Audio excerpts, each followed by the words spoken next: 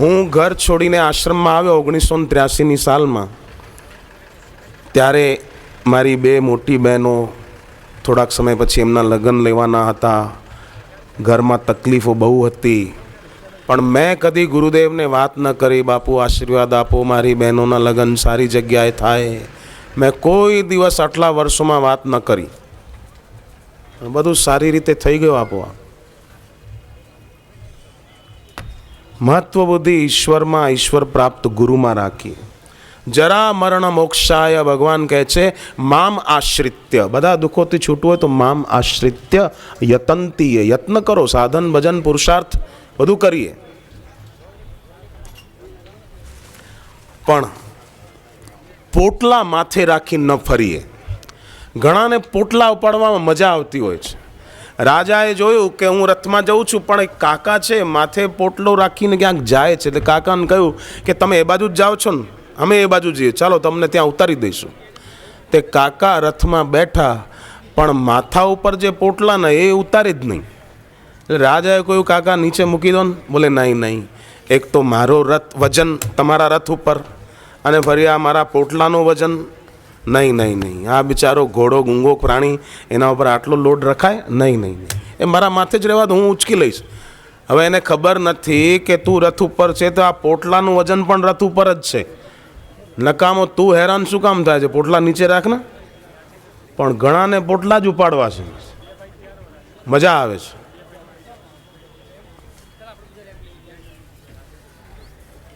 ભગવદ્ ગીતામાં વારંવાર જો કોઈ વાત છોડવાનો આદેશ ભગવાન કૃષ્ણે કર્યો હોય તો એક અહંકાર અને એક કામના, વાસના, આ બે વાત છોડવાની વાત વારંવાર ભગવદ્ ગીતામાં ભગવાન કૃષ્ણે કહી છે.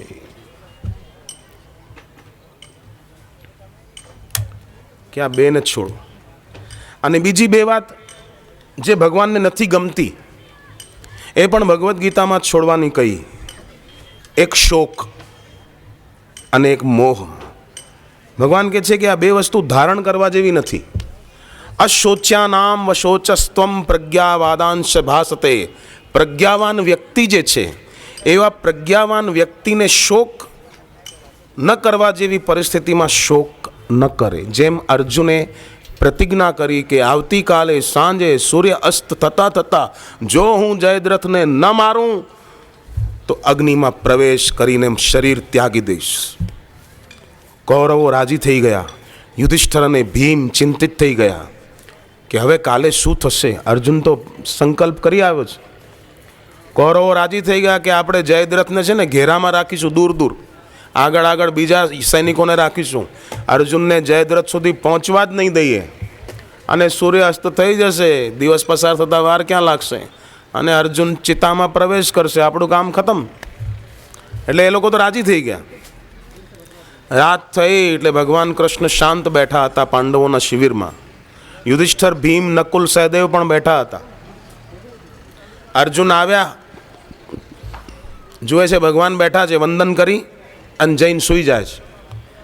ભગવાને વિચાર્યું કે આ સંકલ્પ પોતે કરી આવ્યો છે, અમે બેઠા છીએ ને આ વળી સૂઈ ગયો.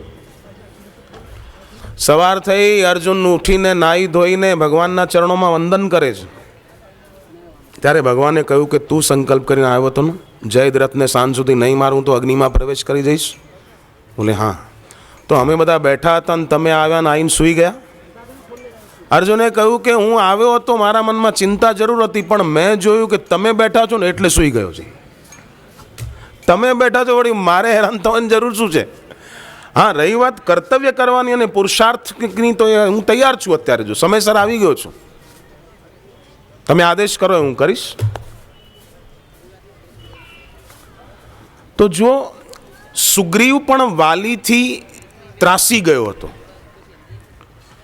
ખૂબ હેરાન થઈ ગયો હતો, અને ભગવાન પાસે આવે છે તો ભગવાન પણ કહે છે કે તું જા,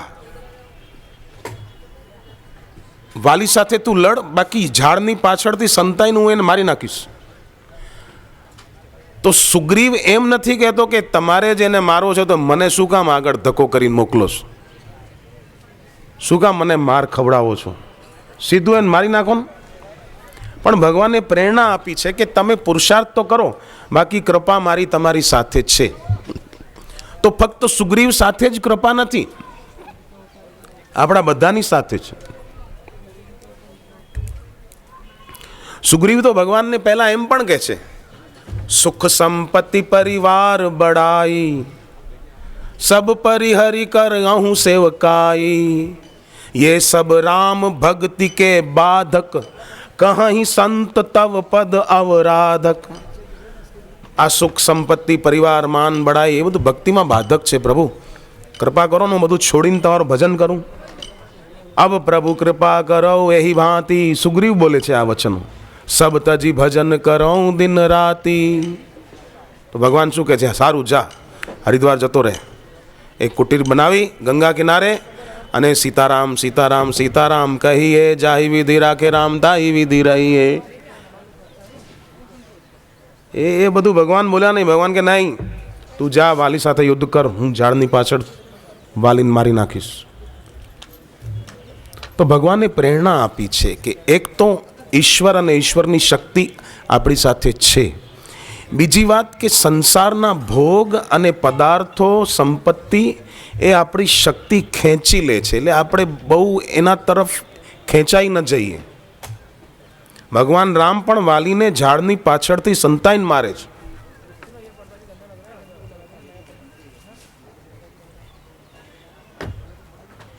એટલે સાધનામાં સ્વીકૃતિ અને સજગતા એ ખૂબ જરૂરી છે.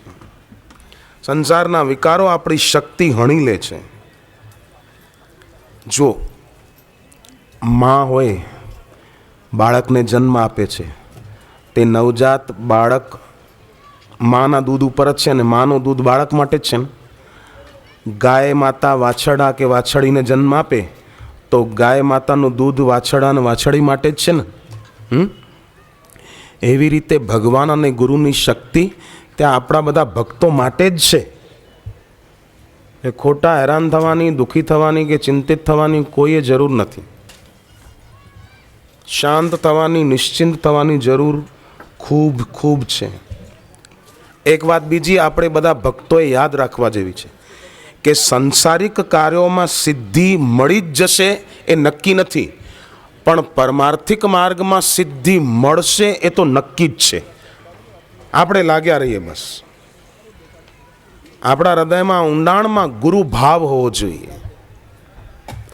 જો એક હોય છે એવા વ્યક્તિ કે જે ગુરુથી પ્રભાવિત થાય છે કે હા બાપુ બહુ સરસ બોલે છે, બાપુનું વ્યક્તિત્વ, બાપુનો તેજ બહુ સરસ છે, હા ભાઈ વાહ ભાઈ, પ્રભાવથી પ્રભાવિત થયા. તો એવા પ્રભાવિત થયેલા વ્યક્તિ ગુરુથી વિમુખ પણ થઈ શકે છે. જેમ કોઈ ધાર્મિક સિરિયલ જોઈ અને ગડગડા થઈ ગયા કે અરે હા હા હા સીતાજી ધરતીમાં સમાઈ ગયા, કેવું બતાવ્યું હતું, અને લવકુશ સાથે પણ કેવો અન્યાય થયો, હા હા હા. જોતા જોતા ઘણા રડી પડે, લોકો ભાવુક થઈ જાય. પણ સિરિયલ પૂરી થઈ જાય ને બહાર આવે તો કે આ બહુ સારી સિરિયલ હતી. એવી રીતે જે લોકો ગુરુના પ્રભાવથી પ્રભાવિત થયા, ગુરુની ઈચ્છા નથી કે મને સાંભળીને કોઈ પ્રભાવિત થાય, મને જોઈને કોઈ પ્રભાવિત થાય. પણ જે સાધકો ભક્તોએ પૂર્વજન્મોમાં પણ યાત્રા કરેલી હોય છે સાધનાની, આધ્યાત્મિકતાની, તે એવા ભક્તો આ જન્મમાં ગુરુના દર્શન કરતા જ એમનામાં ગુરુ ભાવ જાગી જાય છે. ખરેખર ગુરુમાં ગુરુ ભાવ હોય છે. એક હોય છે એવા કે ચલો સંતાન નથી, સંતાન પ્રાપ્તિ માટે ગુરુદેવ પાસે આવ્યા, બાપુના આશીર્વાદ મળ્યા, એમને સંતાન પ્રાપ્તિ થઈ, રાજી રાજી થઈ ગયા. ધન પ્રાપ્તિ માટે ગુરુદેવ પાસે આવ્યા કે બાપુના આશીર્વાદ મળે, અમારો કામ ધંધો સારો ચાલે, કામ ધંધો સારો ચાલ્યો, રાજી થઈ ગયા, બસ. પણ એક એવા ભક્તો સાધકો હોય છે કે જેમને રૂપિયામાં મહત્વ નથી, કે ડોલરોમાં મહત્વ નથી, કે સંસારિક વસ્તુઓમાં મહત્વ બુદ્ધિ નથી, એમને ગુરુમાં ગુરુ ભાવ છે ખરેખર. જેમ ઝાડ તૈયાર છે, શાખાઓ છે, પાંદડા છે, હવે બસ ફૂલ અને ફળ આવવાની તૈયારી છે. એમ ગયા જન્મોમાં યાત્રા કરી છે આધ્યાત્મિકતાની, એટલે આ જન્મમાં ગુરુ માટે ખૂબ ખૂબ ગુરુ ભાવ છે, ભક્તિ ભાવ છે. હવે બસ મોક્ષરૂપી ફળ લાગવાની તૈયારી છે. એવા લોકો ગુરુથી કદી વિમુખ નહીં થાય. કુપ્રચાર કરવાવાળા ગમે એટલો કુપ્રચાર કરે ને, ભલે છાપાવાળા કે ટીવીવાળા ગમે એટલી અફવા ઉડાડે, પણ જે ખરેખર સાધક ભક્ત છે એનો ગુરુભાવ કદી એમાં ખોટ પડે જ નહીં. દરિયામાં તો ભરતી આવે ને ફરી ઓટ પણ થાય, પણ એવા સાધકો જેમનામાં ગુરુભાવ છે એમાં ભરતી જ ભરતી હોય છે, ઓટ થાય જ નહીં.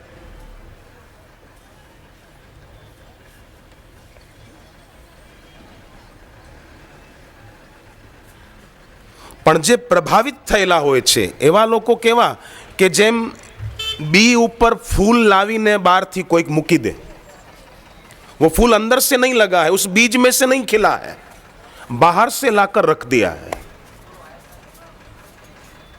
वो थोपा गया भाव है, थोपी गई श्रद्धा है, और वो कभी कभी टूट भी जाती है. પણ જેનામાં ખરેખર ગુરુભાવ જાગૃત થયેલ છે એવા સાધકની સિદ્ધિ, परमार्थिक सिद्धि नक्की જ છે. वृक्ष तैयार है, अब फल फूल लगेंगे, पक्की बात. तो सांसारिक सिद्धि થશે જ એ નક્કી નથી, પણ પરમાર્થિક સિદ્ધિ એવા દ્રઢનિષ્ઠ સાધકની થશે કે નહીં એમાં શંકા નહીં, થશે જ, હોગી ही. नदी बहते बहते सागर तक आ गई तो वो सागर में मिलेगी ही, उसको कोई रोक नहीं सकता. શ્રાદ્ધમાં બ્રાહ્મણ ઘરે આવે, આપણે વિધિ કરાવીએ અને બ્રાહ્મણ વિધિ કરીને બેસી જાય, આપણે થાળી વાટકો ને ગ્લાસ ચમચી મૂકીએ તો બ્રાહ્મણ શંકા કરતા નથી કે આ લોકો મને ખાવાનું આપશે કે નહીં આપે, પૂરી શાક આપશે કે નહીં આપે, ખીર આપશે કે નહીં આપે. એ બ્રાહ્મણ શંકા કરતો નથી, એને પાક્કું હોય છે, નક્કી હોય છે કે આ લોકો બોલાવીને લાવ્યા છે તો અમને ખવડાવશે તો ચોક્કસ, ખાધા વિના મોકલશે નહીં. જેમ આજે અહીંયા સત્સંગમાં આવ્યા છીએ આપણે, તો તમને એવું લાગે છે કે બાપુના દર્શન થશે કે નહીં થાય, થશે કે નહીં થાય, એવી શંકા કરી કોઈને? હા, કોઈ ભાઈને છે? બહેનો, તમને કોઈને શંકા છે કે દર્શન થશે કે નહીં થાય? થશે જ, ચોક્કસ થશે. હા ને? એવી રીતે ગુરુના દ્વારે અમે આવ્યા છીએ, ઈશ્વરે કૃપા કરીને મોકલ્યા છે, અમે અમારા પુરુષાર્થથી કે પુણ્યથી નથી પહોંચ્યા, ઈશ્વર કૃપાથી પહોંચ્યા છીએ. તો આ જન્મમાં જ પૂર્ણ ગુરુની પૂર્ણ કૃપા પ્રાપ્ત થશે એ પણ નક્કી જ છે. ભગવત પ્રાપ્તિ થશે એ પણ નક્કી જ માનો, શંકા કરે શું કામ? જેના હૃદયમાં ગુરુભાવ ખરેખર હોય છે એના હૃદયમાં શંકા નથી હોતી. જે ખાલી પ્રભાવથી પ્રભાવિત થયેલા હોય છે એના હૃદયમાં શંકા હોય છે કે ખબર નહીં શું થશે, મારી સાધના પૂરી થશે કે નહીં થાય. અરે પૂરી કરવાવાળો હું કોણ છું? પૂરી કરાવવાવાળા તો જરા મરણ મોક્ષાય મામ આશ્રિત્ય. આપણે તો એમનો આશ્રય કરી લીધો બસ. બાકી સાધના આપણે કરીએ, જપ તપ કરીએ, કર્તવ્ય પરાયણ બનીએ, સાધન પરાયણ બનીએ, બસ. यह गुण साधन ते नहीं होई, तुम्हारी कृपा पाव कोई कोई. હિરણાકશ્યપુ હતો ને, એ પોતાને ખૂબ બળવાન માનતો હતો કે મારા જેવો કોઈ નહીં હોય આ દુનિયામાં. ખૂબ શક્તિ પણ હતી એની પાસે, એમાં કોઈ શંકાને સ્થાન નહીં. પણ તમે વિચારો, હિરણાકશ્યપુની શક્તિ કોઈ કામ આવી?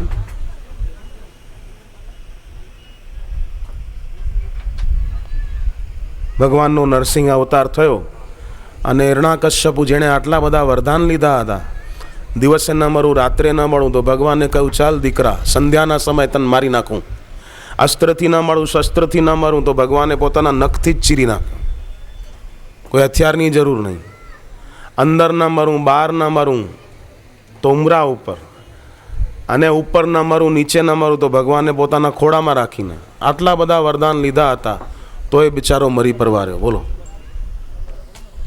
કંઈક રહ્યું નહીં. उसका बल क्या काम आया? કાલનેમી રાવણ એ પણ બળવાન હતા, પણ એ લોકોની શક્તિ શું કામ આવી ગઈ? પણ આજે સંસારમાં જુઓ ને, रावण 10 मुंह से इतना नहीं बोलता था जितना आज लोग एक मुंह से बोलते हैं. रावण 10 मुंह से इतनी राम जी की या संतों की निंदा नहीं करता था जितना आज कई लोग एक मुंह से करते हैं और एक हाथ से लिखते हैं। रावण के तो 20 हाथ से, पर रावण ऐसी गंदी बातें नहीं लिखता था जैसी आजकल के कई अखबार वाले लिख देते हैं। एक युवक को किसी ने पूछा कि आप क्या करते हो, તમે શું કરો છો? બોલે હું વાંચું છું અને લખું છું। વાંચે શું વાંચે છે?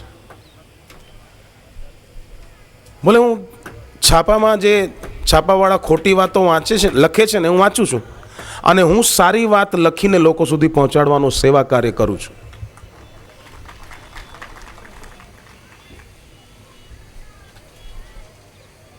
કારણ કે એ લોકોને તો સચ્ચાઈથી કોઈ લેવા દેવા જ નથી, એ લોકોને પૈસાથી લેવા દેવા છે। બસ પૈસો મારો પરમેશ્વર, બૈરી મારી ગુરુ, છોકરા મારા શાલિગ્રામ, તો પૂજા કોની કરું। એ લોકોને ઈશ્વર સાથે કોઈ લેવા દેવા નથી, સોચતા ही नहीं, વિચારતા પણ નથી કે એક દિવસ આ શરીર છૂટશે ત્યારે એને શું જવાબ આપીશું। यमराज की जब अदालत चलोगे पूछेगा हाकिम तो क्या तुम कहोगे।